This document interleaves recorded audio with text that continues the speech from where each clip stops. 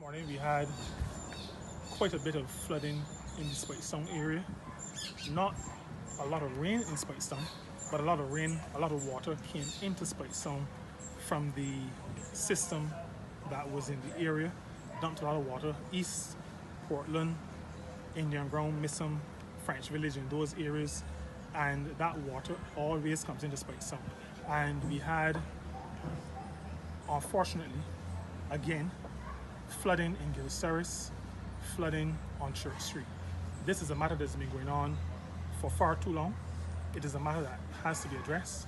We had scary situations. Water in Gill Terrace rises rapidly, and there were situations where at least one person had to be rescued from a house this morning. One young man had to be rescued, but one of our good neighbors in the area, who is part of the district emergency organization, went in and rescued that young man. I'm on location, have been for a couple of hours now, with the chair of our district emergency organization.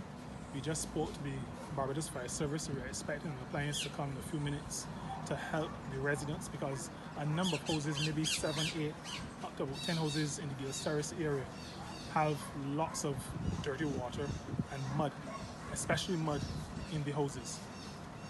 There are a couple of challenges that we face. Everybody knows that Speightstown receives water from about 3 or 4 gullies.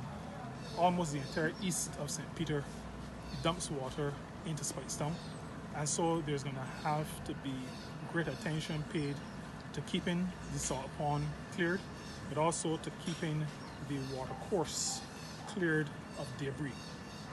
The other thing that we've spoken about for a little while that needs to happen is the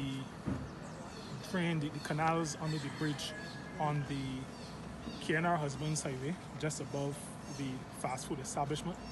That those 3 tunnels are not good enough to handle the volume of water that comes into Speightstown, and so that those 3 tunnels need, in my own engineering mind, but in the common sense, from the common sense perspective of everybody who lives in Speightstown, those 3 need to become one. But I think there's also, and the chair of the district emergency organization, Mr. Dave Hurley, said this morning, we need to find a way to stop some of this water from coming in to Speightstown. This water not only damages people's houses, not only dislocates people, but it runs into the sea. And I left home this morning with my water off in Rose Hill and St. Peter. So that means it's off in Mount Barbados and a couple of other places that are on the line. That water needs to be dammed, it needs to be trapped before it can get into Speightstown. That is another area that really needs to be addressed.